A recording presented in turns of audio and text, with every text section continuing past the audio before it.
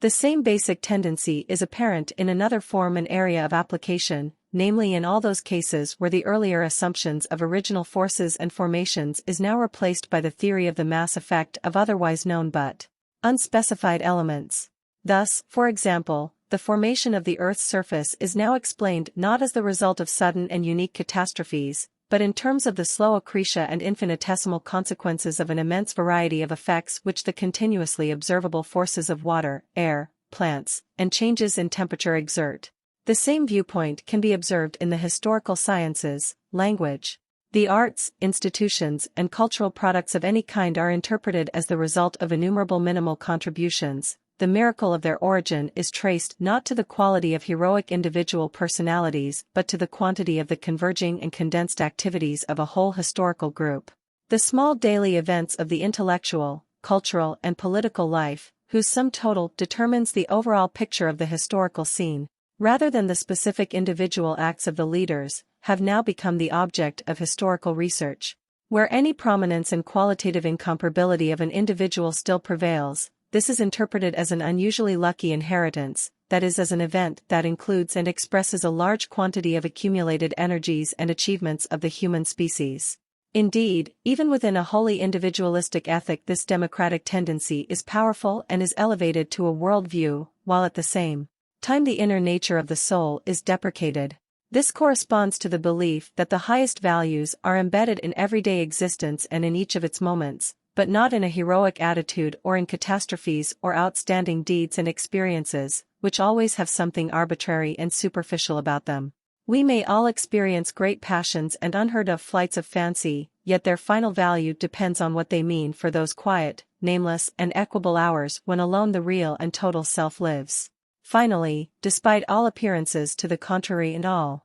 justified criticism, modern times as a whole are characterized throughout by a trend towards empiricism and hence display their innermost relationship to modern democracy in terms of form and sentiment. Empiricism replaces the single visionary or rational idea with the highest possible number of observations, it substitutes their qualitative character by the quantity of assembled individual cases. Psychological sensualism, which considers the most sublime and abstract forms and faculties of our reasons to be the mere accumulation and intensification of the most ordinary sensual elements, corresponds to this methodological intention. It would be easy to multiply the examples that illustrate the growing preponderance of the category of quantity over that of quality, or more precisely the tendency to dissolve quality into quantity, to remove the elements more and more from quality, to grant them only specific forms of motion and to interpret everything that is specifically, individually and qualitatively determined as the more or less, the bigger or smaller,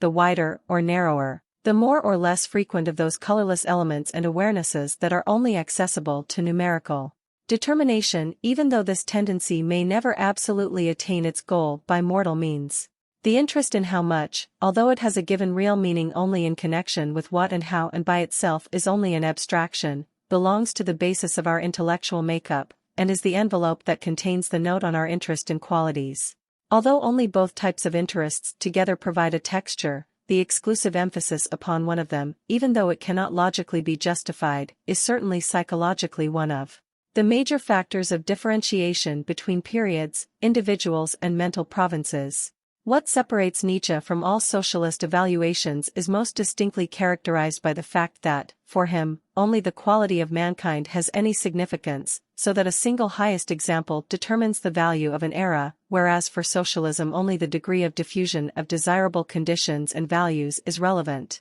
The examples mentioned above of the modern quantitative tendency clearly indicate two different types. Firstly, the objective substances and events, which are the basis for the qualitatively different subjective conceptions, are, for their part, only quantitatively different. Secondly, the mere accumulation of elements and forces produces subjective phenomena whose character differs both specifically and according to value standpoints from those that are quantitatively conditioned. In both directions, money is the example, expression, or symbol of the modern emphasis on the quantitative moment. The fact that more and more things are available for money and, bound up with this, the fact that money becomes the central and absolute value, results in objects being valued only to the extent to which they cost money and the quality of value with which we perceive them appearing only as a function of their money price. Their high or low money price has two consequences. Firstly, money arouses contradictory emotions in the human subject, the deepest sorrow and the highest bliss, as well as all intermediate stages between these poles, just as it is arranged by others into the equally diversified scale between contemptuous indifference and subservient devotion.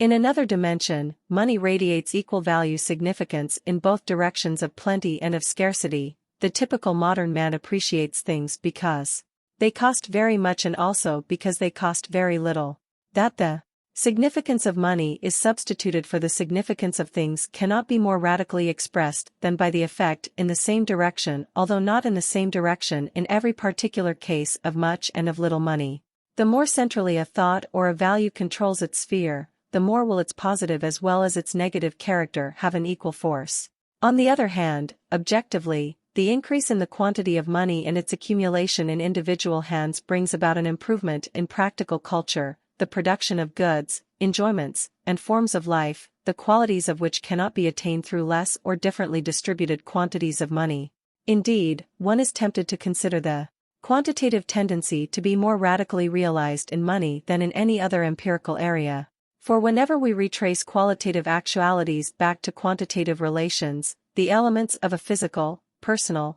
psychic kind whose quantity more or less determines the specific result remain in some measure qualitative ones. It is possible to push this determination further and further back, so that what yesterday appeared to be an insoluble quality of the element today becomes a modification that is recognizable by amount and number. But this process can go on infinitely, and at any moment leaves a qualitative determination of the elements intact and the question of quantity unanswered. Only metaphysics can construct entities completely lacking in quality, which perform the play of the world according to purely arithmetical relations. In the empirical world, however, only money is free from any quality and exclusively determined by quantity. Since we are unable to grasp pure being as pure energy in order to trace the particularity of the phenomena from the quantitative modifications of being or energy, and since we always have some kind of relationship, even though not always exactly the same one, with all specific things, their elements and origins, money is completely cut off from the corresponding relationships that concern it.